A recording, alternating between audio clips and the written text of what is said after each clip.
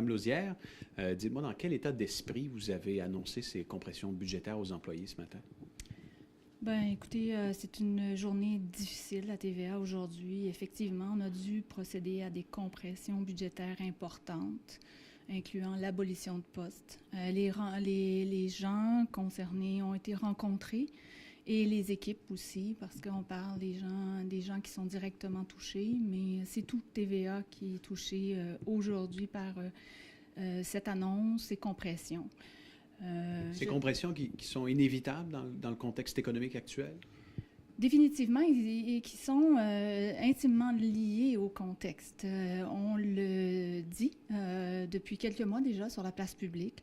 Il y a un contexte mondial, une globalisation. Il y a également des joueurs étrangers qui débarquent, excusez l'expression, ici chez nous et qui viennent bousculer évidemment notre territoire de l'audiovisuel, notre industrie finalement. Et l'inaction actuellement des gouvernements et des institutions et leur lenteur à donner des conditions pour supporter les entreprises d'ici, à faire face, à faire la saine compétition avec ces entreprises-là pour maintenir les niveaux d'offres de contenu original qu'on espère offrir.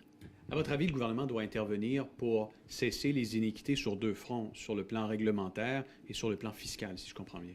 Définitivement. En fait, sur le plan réglementaire, vous savez que les chaînes du groupe TVA sont lourdement réglementées, contrairement aux services étrangers qui ne le sont pas du tout. En fait, ils sont seulement dictés par l'appréciation de leur clientèle à l'égard du produit qu'ils proposent. Donc, pour être compétitif, pour être créatif, pour être agile, il faut alléger cette réglementation-là pour nous permettre de vraiment les compétitionner. Sinon, je veux dire, on a un avenir qui est peu reluisant. Sur le plan fiscal également, vous dénoncez l'état actuel du régime qui ne force pas les géants américains du web à payer des taxes au fédéral. Définitivement, la taxe fédérale qui tarde à venir, c'est inadmissible.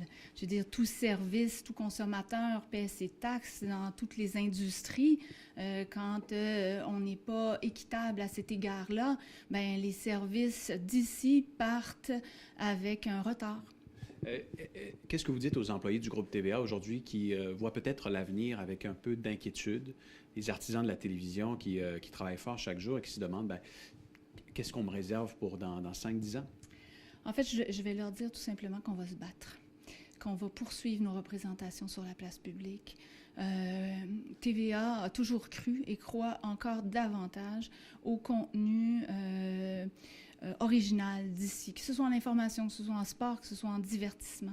Et on y croit, on est habité par cette passion et on va faire toutes les représentations pour aller avoir gain de cause auprès de nos gouvernements pour qu'ils agissent urgemment et qu'ils nous supportent parce que je pense que notre culture en vaut la peine. Donc cette réforme, elle est indispensable à la survie de plusieurs chaînes spécialisées, au maintien de l'emploi de plusieurs des artisans des chaînes spécialisées du groupe TVA. Il est urgent, effectivement, de revoir un rééquilibrage des redevances de nos chaînes spécialisées pour faire valoir leur juste valeur marchande. En quoi devrions-nous revoir le mandat de la Société Radio-Canada? En fait, le mandat doit être revu pour s'assurer de la complémentarité du secteur public et du secteur privé pour nous permettre, encore une fois, d'offrir une meilleure compétitivité au secteur privé. Vous avez l'impression que Radio-Canada joue à la fois dans les plates-bandes du privé et reçoit de l'autre côté du financement public? Exactement. Ils ont plusieurs sources de financement, ce qui n'est pas le cas chez les privés. Entre autres, Tout TV, Extra qu'ils ont ajouté plus récemment et qui leur permet de recevoir des revenus supplémentaires et qui n'est pas le cas du côté privé.